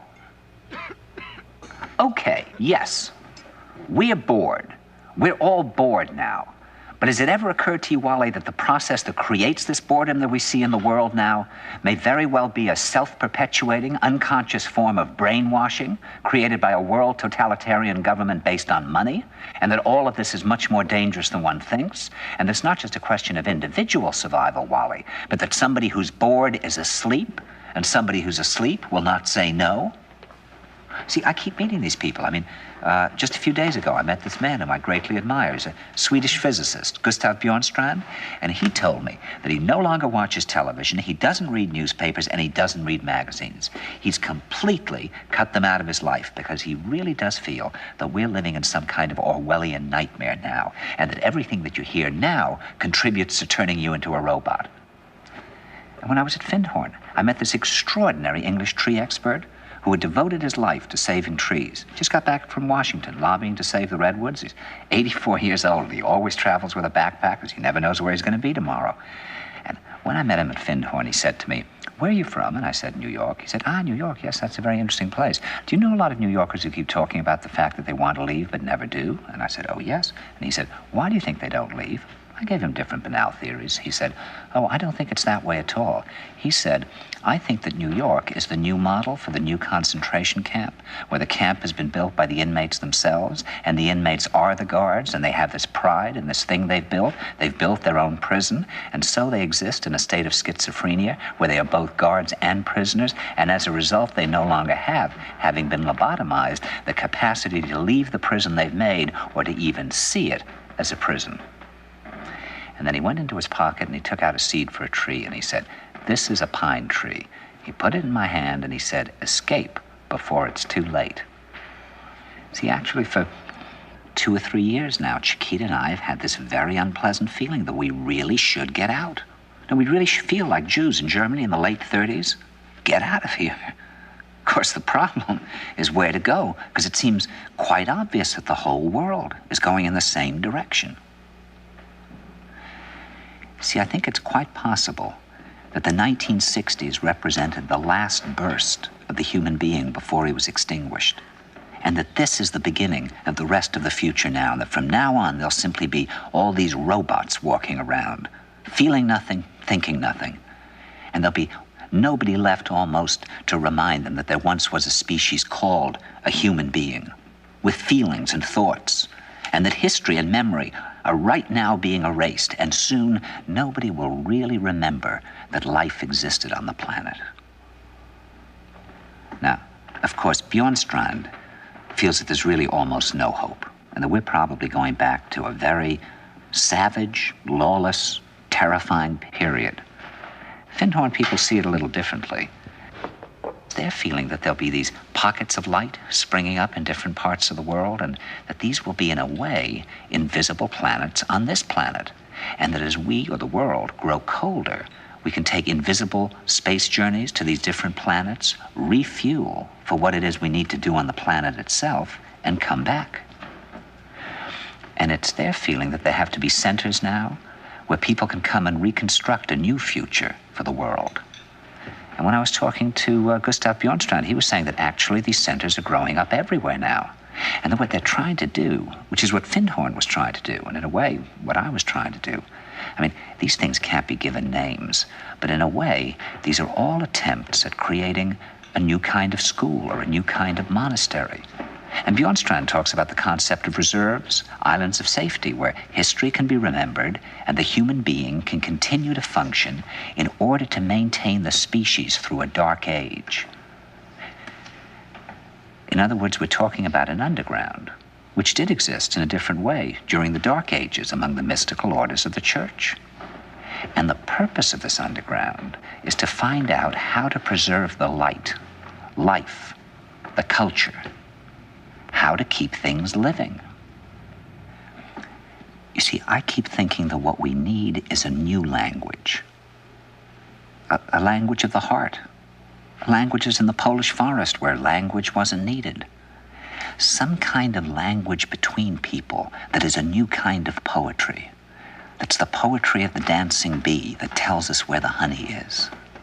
And I think that in order to create that language, you're going to have to learn how you can go through a looking glass into another kind of perception where you have that sense of being united to all things, and suddenly you understand everything.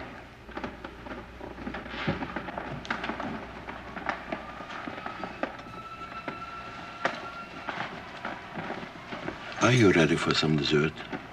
I think I'll just have an espresso. Thank you. I'll also have one. Thank you. And could I also have an amaretto? Certainly, sir. Thank you. You see, Wally, there's this incredible building that they built at Findhorn. The man who designed it had never designed anything in his life. He wrote children's books. And some people wanted it to be a sort of hall of meditation, and others wanted it to be a kind of lecture hall.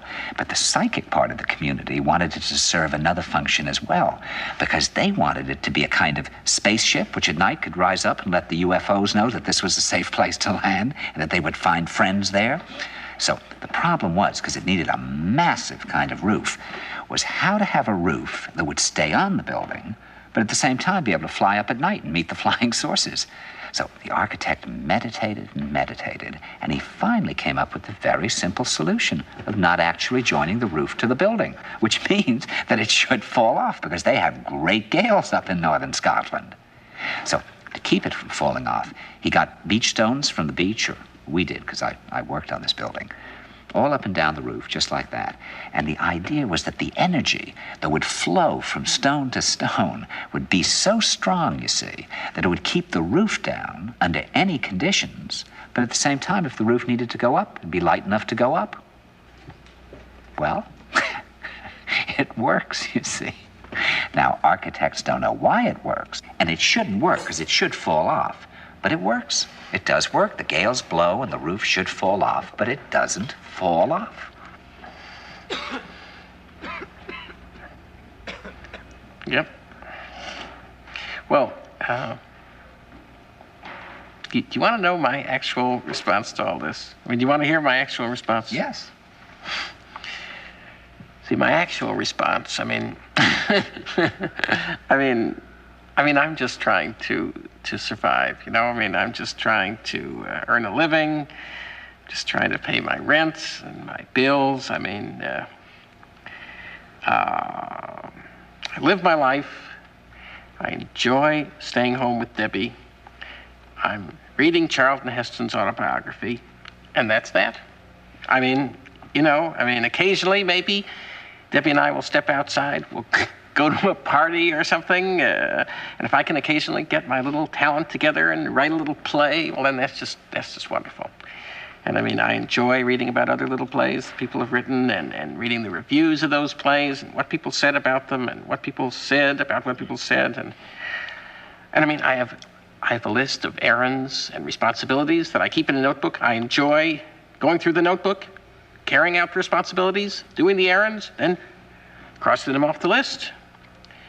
And I mean, I just don't know how anybody could enjoy anything more than I enjoy reading Charlton Heston's autobiography, or getting up in the morning and having the cup of cold coffee that's been waiting for me all night, still there for me to drink in the morning, and no cockroach or fly has died in it overnight. I mean, I'm just so thrilled when I get up and I see that coffee there just the way I wanted it. I mean, I just can't imagine how anybody could enjoy something else any more than that. I mean, obviously, if there is a dead cockroach in it, well, then I just have a feeling of disappointment, and I'm sad. But I mean, I just don't think I feel the need for anything more than all this. Whereas, you seem to be saying that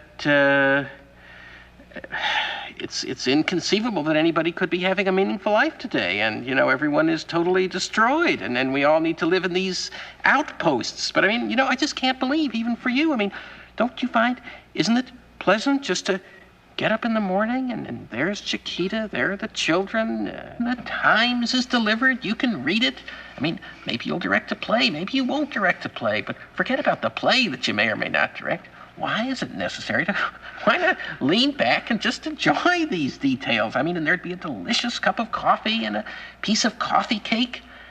I mean, why is it necessary to have more than this, or to even think about having more than this? I mean, I don't really know what you're talking about. I mean, I know what you're talking about, but I don't really know what you're talking about. And I mean, even if I were to totally agree with you, and even if I were to accept the idea that there's just no way for anybody to have personal happiness now, well, I still couldn't accept the idea that the way to make life wonderful would be to just totally, reject Western civilization and fall back into some kind of belief in some kind of weird something. I mean, I don't even know how to begin talking about this, but, in the Middle Ages, before the arrival of scientific thinking as we know it today, well, people could believe anything. Anything could be true. The statue of the Virgin Mary could speak or bleed or whatever it was. But the wonderful thing that happened was that then, in the development of science in the Western world, well, certain things did come slowly to be known and understood. I mean, obviously all ideas in science are constantly being revised. I mean, that's the whole point. But we do at least know that the universe has some shape and order, and that, trees do not turn into people or goddesses. And there are very good reasons why they don't, and you can't just believe absolutely anything. Whereas the things that you're talking about, I mean, you found the handprint in the book, and there were 3 Andres and 1 Antoine de Saint-Exupéry, and to me that is a coincidence. But and then the people who put that book together, well, they had their own reasons for putting it together. But to you it was significant, as if that book had been written 40 years ago so that you would see it, as if it was planned for you in a way. I mean, really, all right, let's say, if I get a fortune cookie in a Chinese restaurant, of course, even I have a tendency, of course, I would hardly throw it out. I read it, and I just instinctively sort of, if it says something like conversation with a dark-haired man will be very important for you, well, I just instinctively think, who do I know who has dark hair? Did we have a conversation? What did we talk about? In other words, there's something in me that makes me read it, and I instinctively interpret it as if it were an omen of the future, but in my conscious opinion, which is so fundamental to my whole view of life, I would just have to change totally to not have this opinion.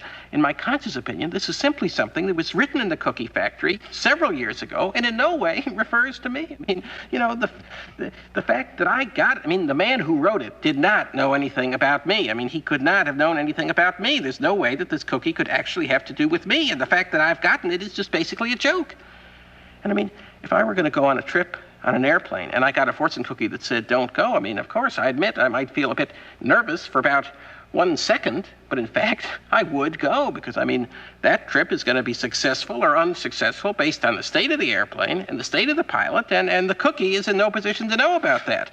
And it's the same with any kind of prophecy or a sign or an omen, because if you believe in omens, then that means that the universe, I don't even know how to begin to describe this. That means that the future is somehow sending messages backwards to the present, which means that the future must exist in some sense already in order to be able to send these messages.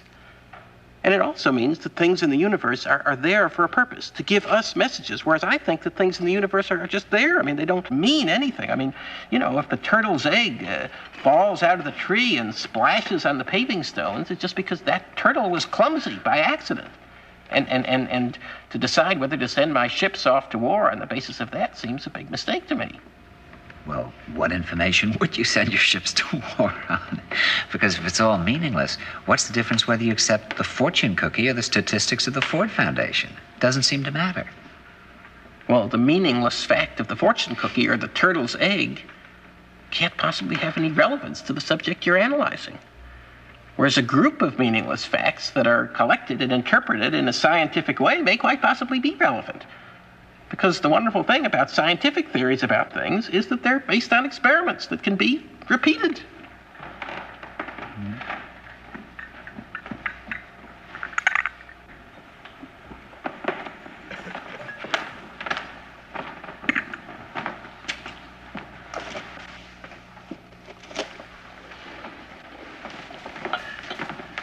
Well, it's true, Wally. Following omens and so on is probably just a way of letting ourselves off the hook so that we don't have to take individual responsibility for our own actions. But giving yourself over to the unconscious can leave you vulnerable to all sorts of very frightening manipulation. And in all the work that I was involved in, there was always that danger. And there was always that question of tampering with people's lives. Because if I lead one of these workshops, then I do become partly a doctor and partly a therapist and partly a priest. And I'm not a doctor or a therapist or a priest. And already some of these new monasteries or communities or whatever we've been talking about are becoming institutionalized. And I guess even in a way at times sort of fascistic. There's a sort of self-satisfied, elitist paranoia that grows up, a feeling of them and us that is very unsettling. But the thing is, Wally, I think it's the exaggerated worship of science that has led us into this situation. Science has been held up to us as a magical force that would somehow solve everything. Well, quite the contrary. It's done quite the contrary. It's destroyed everything. So that is what has really led, I think, to this very strong, deep reaction against science that we're seeing now. Just as the Nazi demons that were released in the 30s in Germany were probably a reaction against a certain oppressive kind of knowledge and culture and rational thinking. So I agree that we're talking about something potentially very dangerous, but modern science has not been particularly less dangerous. Right. No, I agree with you. I completely agree. No, the truth is, I think I do know what really disturbs me about the work you've described, and I don't even know if I can express it. But somehow it seems that the whole point of the work that you did in those workshops, when you get right down to it and you ask, what was it really about? The whole point, really, I think, was to enable the people in the workshops, including yourself, to somehow sort of strip away every scrap of purposefulness from certain selected moments. And the point of it was so that you would then all be able to experience somehow just pure being. In other words, you were trying to discover what it would be like to live for certain moments without having any particular thing that you were supposed to be doing. And I think I just simply object to that. I mean, I just don't think I accept the idea that there should be moments in which you're not trying to do anything. I think it's our nature to do things. I think we should do things. I think that purposefulness is part of our ineradicable basic human structure. And to say that we ought to be able to live without it is like saying that a tree ought to be able to live without branches or roots. But actually, without branches or roots, it wouldn't be a tree. I mean, it would just be a log. You see what I'm saying? I mean, in other words, if I'm sitting at home and I have nothing to do, well, I naturally reach for a book. I mean, what would be so great about just sitting there and doing nothing? It just seems absurd. And if Debbie is there? Well, that's just the same thing. I mean, is there really such a thing as two people doing nothing but just being together? I mean, would they simply then be relating, to use the word we're always using? I mean, what would that mean? I mean, either we're going to have a conversation, or we're going to carry out the garbage, or we're going to do something separately or together. I mean, do you see what I'm saying? I mean, what does it mean to just simply sit there? That makes you nervous. Why shouldn't it make me nervous? It just seems ridiculous to me. That's interesting, Wally. You know, when I went to Ladakh in western Tibet and stayed on a farm for a month, well, there, when people come over in the evening for tea, nobody says anything, unless there's something to say, but there almost never is, so they just sit there and drink their tea, and it doesn't seem to bother them. I mean, you see, the trouble, Wally, with always being active and doing things is that I think it's quite possible to do all sorts of things and at the same time be completely dead inside. I mean, you're doing all these things, but are you doing them because you really feel an impulse to do them? Or are you doing them mechanically, as we were saying before? Because I really do believe that if you're just living mechanically, then you have to change your life. When you're young, you go out on dates all the time, you go dancing or something, you're floating free, and then one day suddenly you find yourself in a relationship, and suddenly everything freezes. And this can be true in your work as well. And I mean, of course, if you're really alive inside, then of course there's no problem. I mean, if you're living with somebody in one little room and there's a life going on between you and the person you're living with, well, then a whole adventure can be going on right in that room. But there's always the danger that things can go dead. Then I really do think you have to kind of become a hobo or something, like Kerouac, and go out on the road. I really believe that. It's not that wonderful to spend your life on the road. And my own overwhelming preference is to stay in that room if you can. But if you live with somebody for a long time, people are constantly saying, well, of course it's not as great as it used to be, but that's only natural. The first blush of a romance goes, and that's the way it has to be. Now, I totally disagree with that. But I do think that you have to constantly ask yourself the question with total frankness. Is your marriage still a marriage? Is the sacramental element there? Just as you have to ask about the sacramental element in your work, is it still there? I mean, it's a very frightening thing, Wally, to have to suddenly realize that, my God, I thought I was living my life, but in fact, I haven't been a human being. I've been a performer.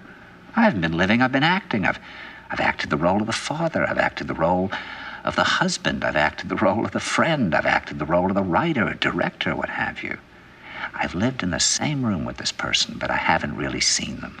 I haven't really heard them. I haven't really been with them. Yeah, I know some people are just sometimes existing just side by side. I mean, the other person's face could just turn into a great wolf's face and just wouldn't be noticed. And it wouldn't be noticed. No, it wouldn't be noticed. I mean, when I was in Israel a little while ago, I have this picture of Chiquita that was taken when I always carry it with me. It was taken when she was about 26 or something, and it's in summer, and she's stretched out on a terrace in this sort of old-fashioned long skirt that's kind of pulled up, and she's slim and sensual and beautiful. And I've always looked at that picture and just thought about just how sexy she looks. And then last year in Israel, I looked at the picture, and I realized that that face in the picture was the saddest face in the world. That girl at that time was just lost. So sad and so alone. You know, I've been carrying this picture for years and not ever really seeing what it is. You know, I just never really looked at the picture. And then at a certain point, I realized I'd just gone for a good 18 years unable to feel, except in the most extreme situations. I mean, to some extent, I still had the ability to live in my work. That was why I was such a work junkie. That was why I felt that every play that I did was a matter of my life and my death.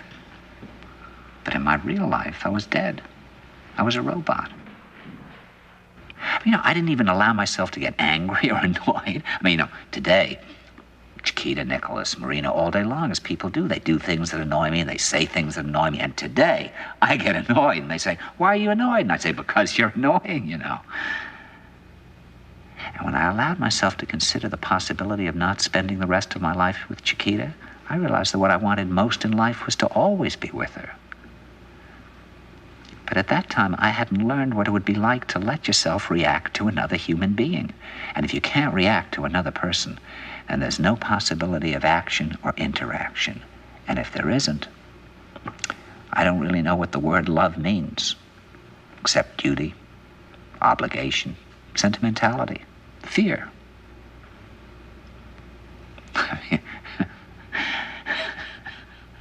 I don't know about you, Wally, but I just have to put myself into a kind of training program to learn how to be a human being.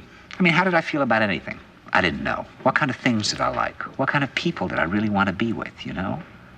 And the only way that I could think of to find out was to just cut out all the noise and stop performing all the time and just listen to what was inside me. See, I think a time comes when you need to do that. Now, maybe in order to do it, you have to go to the Sahara, and maybe you can do it at home. But you need to cut out the noise. Yeah, of course, personally, I usually don't like those quiet moments, you know, I really don't. I mean, I don't know if it's that Freudian thing or what, but, you know, the fear of unconscious impulses or my own aggression or whatever, but things get too quiet, and I find myself just sitting there, you know, as we were saying before. I mean, whether I'm by myself or I'm with someone else, I just have this feeling of, my God, I'm going to be revealed. In other words, I'm adequate to do any sort of a task, but I'm not adequate just to be a human being. I mean, in other words, I'm not.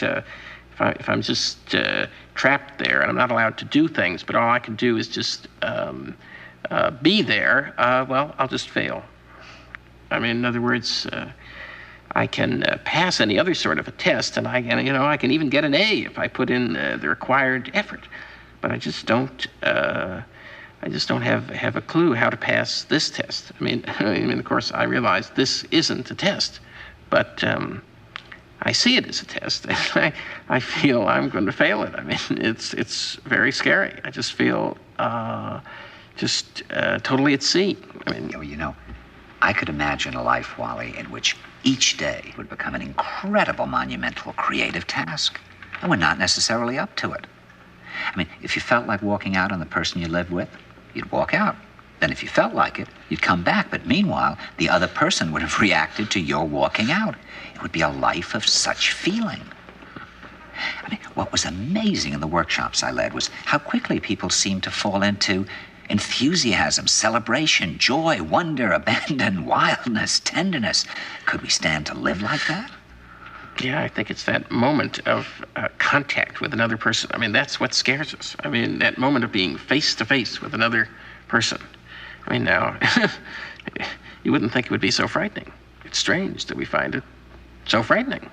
Well, it isn't that strange. I mean, first of all, there are some pretty good reasons for being frightened. I mean, a human being is a complex and dangerous creature. I mean, really, if you start living each moment, Christ, that's quite a challenge. I mean, if you really reach out, you're really in touch with the other person, well, that really is something to strive for, I think. I really do. Yeah, just so pathetic if one doesn't do that. Of course, there's a problem, because the closer you come, I think, to another human being, the more completely mysterious and unreachable that person becomes. I mean, you have to reach out. You have to go back and forth with them, and you have to relate, and yet you're relating to a ghost or something. I don't know, because we're ghosts. We're phantoms. Who are we? And that's to face, to confront the fact that you're completely alone, and to accept that you're alone is to accept death. You mean because somehow when you are alone, you're alone with death? I mean, nothing's obstructing your view of it or something like that. Right. You know, if I understood it correctly, I think Heidegger said that if you were to experience your own being to the full, you'd be experiencing the decay of that being toward death as a part of your experience. You know, in the sexual act, there's that moment of complete forgetting, which is so incredible. Then in the next moment, you start to think about things. Work on the play, what you've got to do tomorrow. I don't know if this is true of you, but I think it must be quite common. The world comes in quite fast.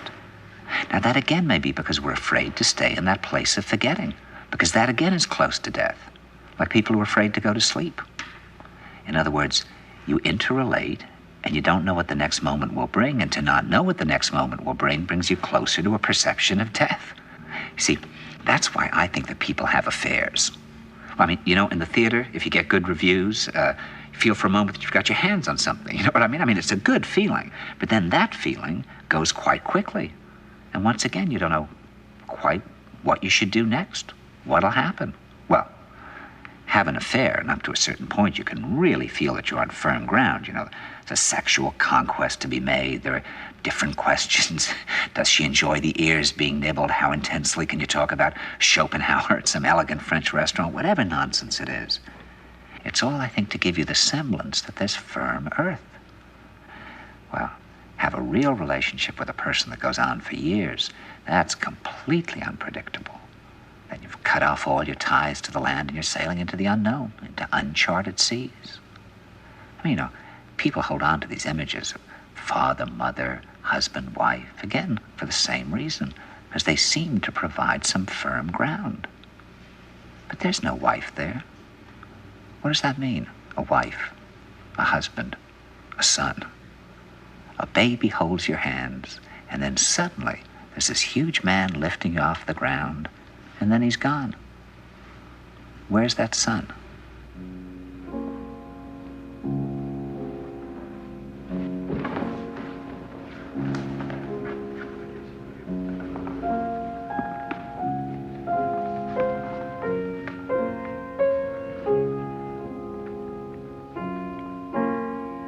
All the other customers seem to have left hours ago.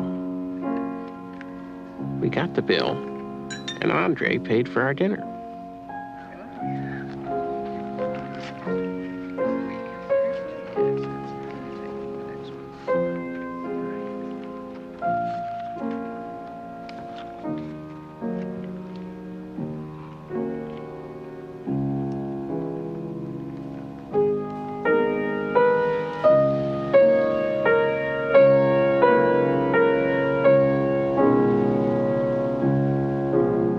Treated myself to a taxi.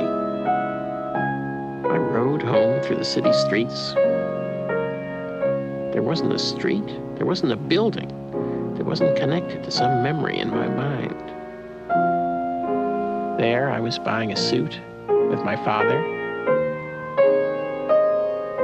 There I was having an ice cream soda after school. When I finally came in, Debbie was home from work, and I told her everything about my dinner with Andre.